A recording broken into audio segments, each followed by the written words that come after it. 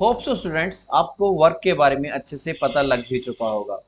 आज हम बात करेंगे एक सेकंड कॉन्सेप्ट इसी आपके class 9 chapter work energy and power के सेकंड पार्ट के बारे में हम इस वीडियो में बात करेंगे। स्टूडेंट्स मान लीजिए हमारे सामने ये एक बॉल है। जिस बॉल के ऊपर हम कुछ एक अमाउंट ऑफ फोर्स हम इस साइड के ऊपर से अप्लाई कर दें, कुछ एक अमाउंट ऑफ फोर्स अप्लाई करने के कारण स्टूडेंट्स क्या होगा, ये बॉल कुछ एक स्पीड के साथ मूव करना स्टार्ट कर देगी। जब भी एक बॉल दूसरे वाली बॉल के साथ टकराएगी देन दूसरे वाली बॉल भी मूव करना स्टार्ट कर देगी। क्या आप मेरे को बता सकते हैं यहाँ पर से कौन सा टाइप ऑफ वर्क डन हुआ है? यस स्टूडेंट्स, यहाँ पर से पॉजिटिव वर्क डन हुआ है, क्योंकि हमने जिस डायरेक्शन में फोर्स अप्लाई की थी उसी डायरेक्शन में इसके में डिस्प्लेसमेंट प्रोड्यूस हो चुकी है। इसमें पॉजिटिव वर्क डन होगा।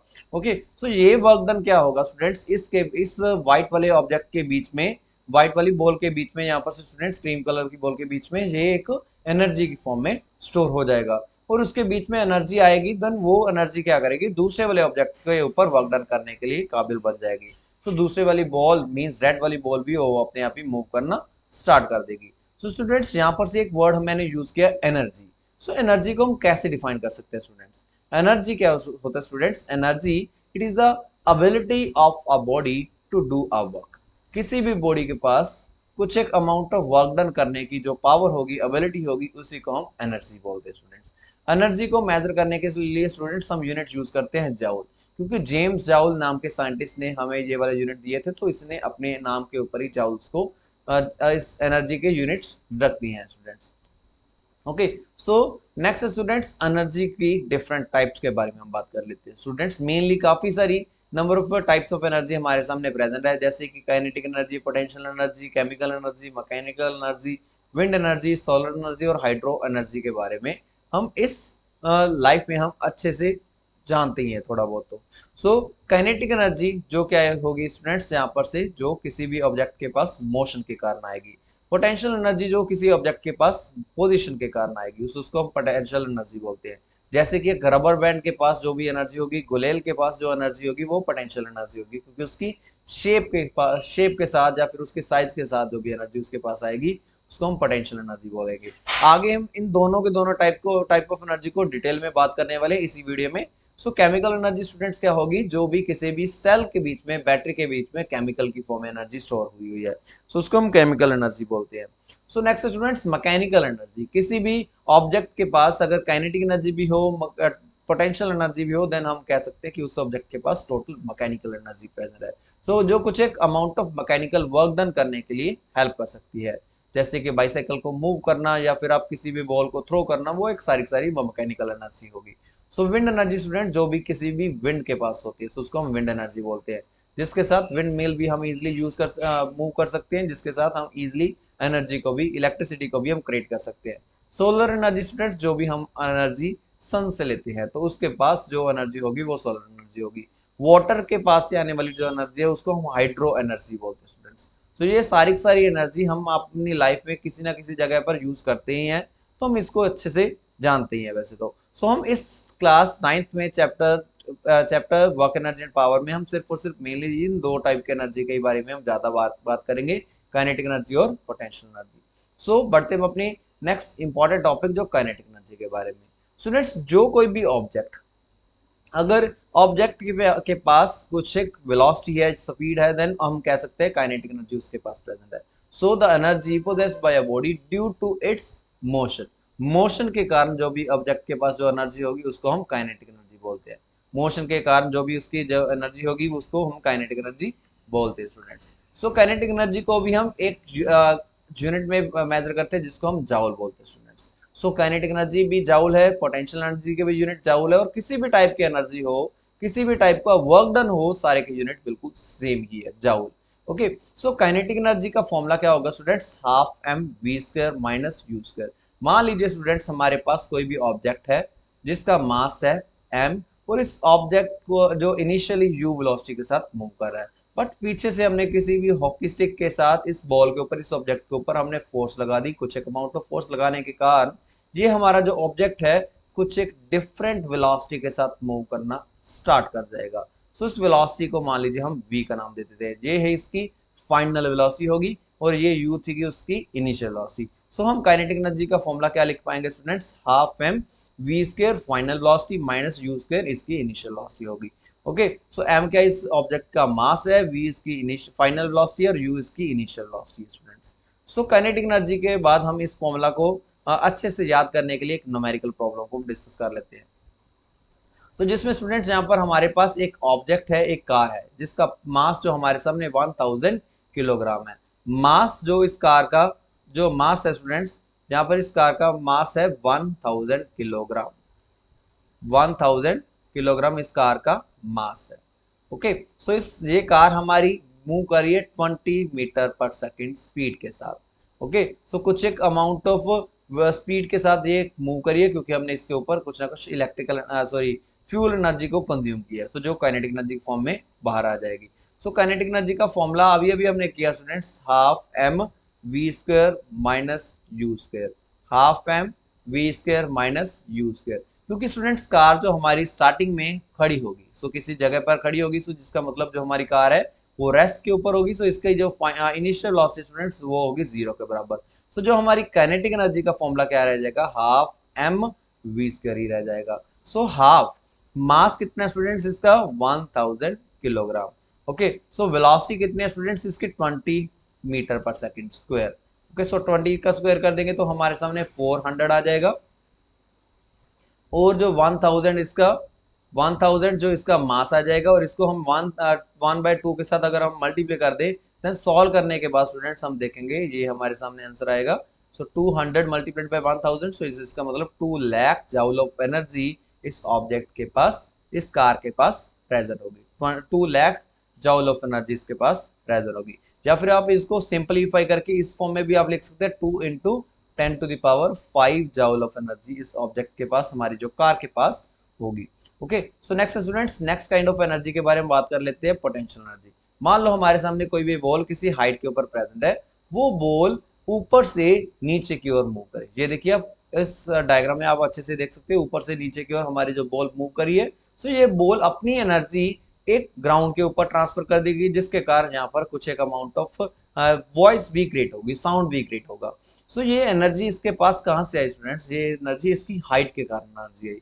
तो जो भी एनर्जी स्टूडेंट्स किसी भी हाइट के कारण, पोजीशन के कारण ऑब्जेक्ट के पास होती है, उसको हम पोटेंशियल एनर्जी बोलते हैं स्टूडेंट्स। सो पोटेंशियल एनर्जी का फॉर्मूला क्या होता है, एम जी एच। अगर एम इस ऑब्जेक्ट का मास हो, जी इसकी एक्सेलरेशन ड्यू टू ग्रेविटी हो, जिसके बारे में हम force and laws of motion के बारे में, force and laws of motion chapter में हमने डिस्कस किया था एक्सेलरेशन के बारे में। जो ग्रेविटी के कारण जो एक्सेलरेशन प्रोड्यूस होगी उसको हम एक्सेलरेशन ड्यू टू ग्रेविटी बोलते हैं। और नेक्स्ट स्टूडेंट थर्ड वन जो एच क्या होगी स्टूडेंट्स, इस ऑब्जेक्ट की हाइट होगी। एम जी एच जो हमारा पोटेंशियल एनर्जी का फॉर्मूला बन जाएगा। सो क्योंकि स्टूडेंट्स ये भी एक फॉर्म ऑफ एनर्जी है, सो इसके भी यूनिट क्या होंगे स्टूडेंट्स, जाउल ही इसके यूनिट होंगे। नेक्स्ट इसी फॉर्मूला को भी आप अच्छे से याद करने के लिए एक न्यूमेरिकल को सॉल्व कर लेते हैं।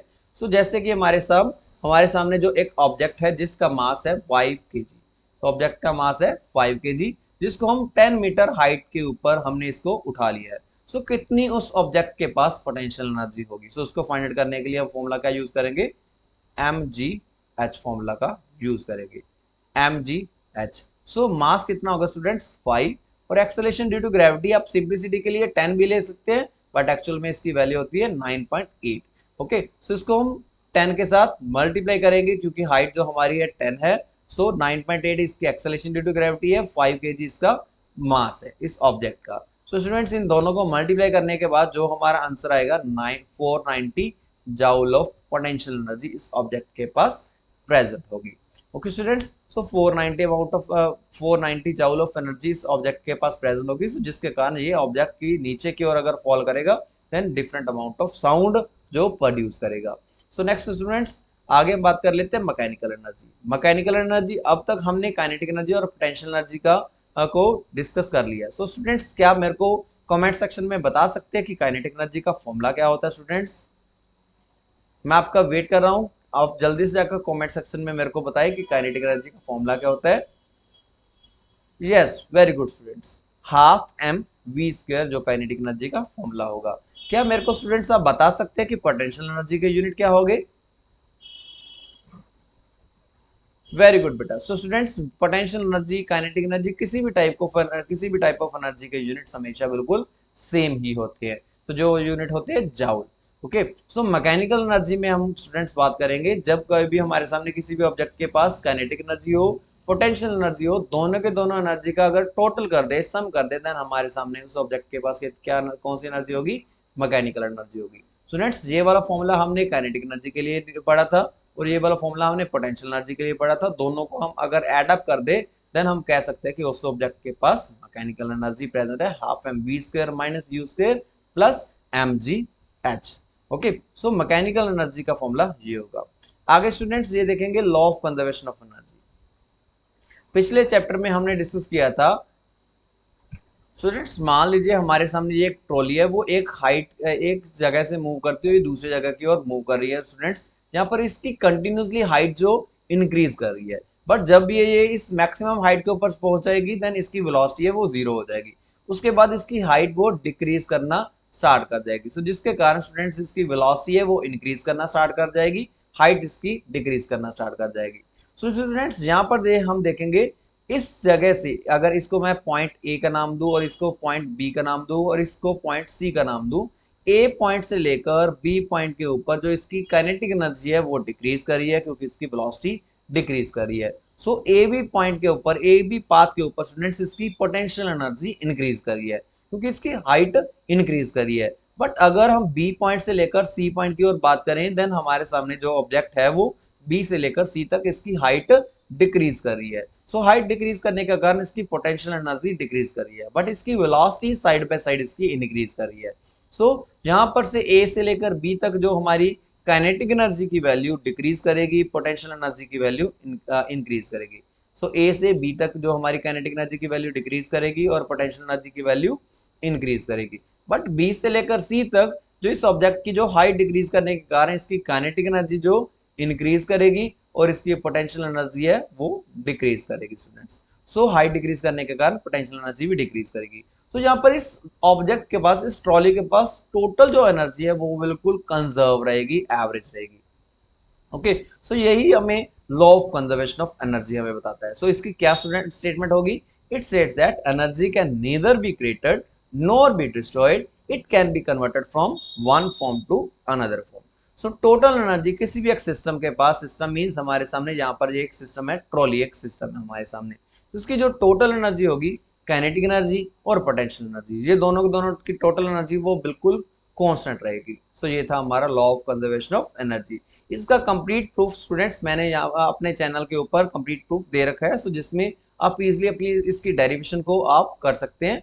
सो उसको देखने के लिए इस वीडियो को डिस्क्रिप्शन में जाकर उस वीडियो का लिंक चेक कर सकते हैं स्टूडेंट्स। ओके, सो नेक्स्ट हम बात करते हैं इसी law of conservation of energy को याद करने के लिए, अच्छे से याद रखने के लिए इसके बेसिस के ऊपर भी एक न्यूमेरिकल को डिस्कस कर लेते हैं। मान लीजिए हमारे सामने रोलर कोस्टर है जिसका मास है वो 500 किलोग्राम है। सो किसी भी रेस्ट के ऊपर पड़ा था, हमने किसी हिल से उसको रिलीज कर दिया। सो 30 मीटर उस हिल की जो हाइट है। सो फ्रिक्शनल फोर्स यहाँ पर प्रेजेंट नहीं है, तो किस वेलोसिटी के साथ जो रोलर है वो नीचे की ओर आएगा और बॉटम को जाकर हिट करेगा? स्टूडेंट्स हम जानते हैं, तो जितनी भी उसके पास जो पहले पोटेंशियल एनर्जी होगी, बाद में आकर उतनी ही उसके पास क्या होगी? काइनेटिक एनर्जी होगी, क्योंकि total energy of the system conserve रहेगी। सो जितनी भी उसकी पोटेंशियल एनर्जी होगी वो कन्वर्ट हो जाएगी किसके बीच में? काइनेटिक एनर्जी के बीच में। सो हम पोटेंशियल एनर्जी को पहले फाइंड आउट कर लेते हैं स्टूडेंट्स। पोटेंशियल एनर्जी किसके बराबर होगी? mgh के बराबर। सो पोटेंशियल एनर्जी का फॉर्मूला होता है students mgh। So mass of the object कितना है? 500, और एक्सेलरेशन ड्यू टू ग्रेविटी को सिंपलिसिटी के लिए मैं 10 ले रहा हूं, और हाइट के लिए हम स्टूडेंट्स यहां पर से 30 लेंगे। देन 500 मल्टीप्लाइड बाय 10 5000 बन जाएगा। 5000 को 30 के साथ मल्टीप्लाई करेंगे 15000, 5 को 1,50,000 जो हमारे सामने इसका रिजल्ट बन जाएगा। ओके, 1,15,000 जो इसका रिजल्ट, 50,000 जो इसका रिजल्ट बन गया, इसके जो इतनी अमाउंट ऑफ पोटेंशियल एनर्जी इसके पास होगी।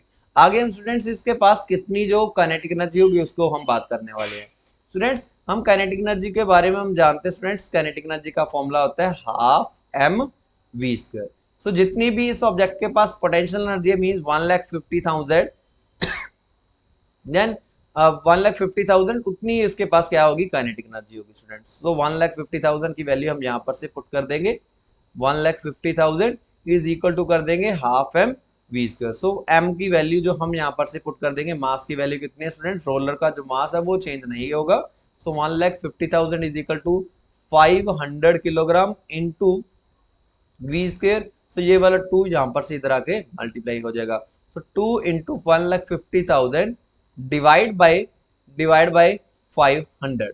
सो ये किसके बराबर आएगा स्टूडेंट्स, वी स्क्वायर के बराबर। इसको कट कर लेंगे जीरो को जीरो के साथ, एंड उसके बाद स्टूडेंट यहाँ पर से 5 3 15, देन 2 जीरो आ जाएगी, और 600 जो वी स्क्वायर की वैल्यू आ जाएगी। So v square is equal to 600, and v की वैल्यू कितनी आएगी स्टूडेंट्स, अंडर रूट कर देंगे स्क्वायर रूट करने के बाद, देन स्टूडेंट्स इसको हम सॉल्व कर लेते हैं। 100 का आ जाएगा स्टूडेंट्स 10, सो 10√6 जो हमारी मीटर पर सेकंड इस ऑब्जेक्ट की जो वेलोसिटी होगी, जिसके साथ वो नीचे रोलर जो हमारा नीचे आकर फॉल करेगा। ओके स्टूडेंट्स, तो इस तरह से हम इजी लॉ ऑफ कंजर्वेशन को यूज करते हुए किसी भी ऑब्जेक्ट के पास कितनी उसकी काइनेटिक एनर्जी है, कितनी उसकी पोटेंशियल एनर्जी है, वो इजिली हम फाइंड आउट कर सकते हैं। So next students, next part में हम बात करेंगे वर्क एनर्जी एंड पावर के जो थर्ड पार्ट के बारे में, जिसमें हम पावर के बारे में हम बात करेंगे। सो उसको देखने के लिए स्टूडेंट्स इस वीडियो को लाइक कर दीजिए, चैनल को सब्सक्राइब करने के बाद अपने दोस्तों के साथ जरूर शेयर कर दीजिए, और बेल आइकन को प्रेस करना मत भूलिएगा, क्योंकि नेक्स्ट पार्ट पावर के साथ हम इस चैप्टर को फिनिश करेंगे। उसके बाद इसी चैप्टर के जो एक्सरसाइज क्वेश्चन है उसके बारे में हम डिस्कशन करेंगे। मिलती है और ऐसी इंफॉर्मेटिव वीडियोस के साथ। Till then keep learning, keep exploring, bye bye.